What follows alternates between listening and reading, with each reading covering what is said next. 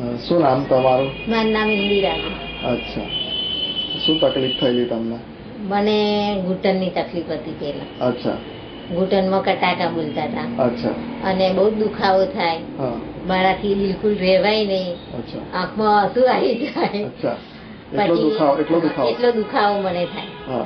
પછી મને એક બેને તમારી વાત કરી. બરાબર. કે આ ડોક્ટર ની દવા લાવો, તમને બધું જ મટી જશે. એટલે પછી હું અહીંયા આવી. બાકી તો મને એટલી તકલીફ, મંદિર જવા નીકળું દૂધનો ગ્લાસ લઈ, ગેટ સુધી જવું, પછી પાછી આવું, નહીં જવાય મંદિર. એન પપ્પા ને કહું તમે જઈ આવો, ભગવાન ને પગે લાગી આવો, મારે લાગવું નથી. પણ તમારી દવા કર્યા પછી મને એટલું સરસ થઈ ગયું કે હવે મને એમ જ લાગે છે કે સ્વર્ગ નું સુખ આવી ગયું. ના, ખરેખર એવું છે. કારણ કે મને કોઈ સેજ ચેન નતું પડતું. અને પગનું મટ્યું એટલે મને પાછી પથરીની બીમારી ચાલુ થઈ. હવે પથરીમાં મેં પછી તમને વાત કરી કે મને આવું છે, તમે કહ્યું તમારી પથરી કાઢી જ નાખીશું. અને 15 દિવસમાં પથરી મારી નીકળી હતી. એ પથરીને પાછું મને છાતીમાં દુખાવો થયો.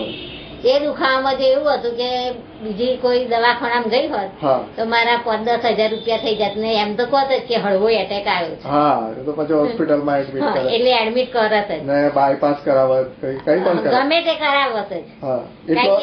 મને દુખાવો જ એટલો બધો હતો કે મને છીક આવે ને તો મારે આ જલી રાખવું પડે, મારે હાથ દાબી રાખવું પડે તો જ મને સારું લાગે. ને એમાંથી છીક તો છીક આખી તો ખવાય જ નહીં મારે. પછી તમને વાત કરી, તમે દવા મને આપી અને એ દવાથી મને 1 અઠવાડિયામાં જ રાહત થઈ ગઈ ને મટી ગયું. છાતીનો દુખાવો મટી ગયો, પથરી નીકળી ગઈ અને ડીઝલ સારા થઈ ગયા. એટલે તમે ભગવાન ને તો મંદિરે જે પેલું મોકલાવેલું તે પહોંચી ગયું.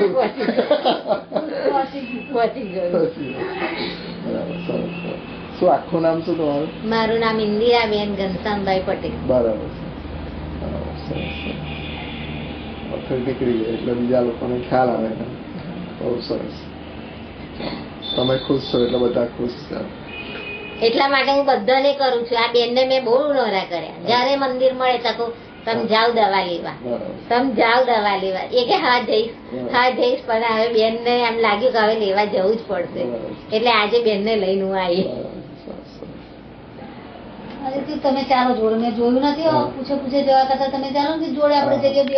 તમને કીધું ટાઈમ કાઢો અમારા લીધે, તમને પૂર્ણ લાગશે.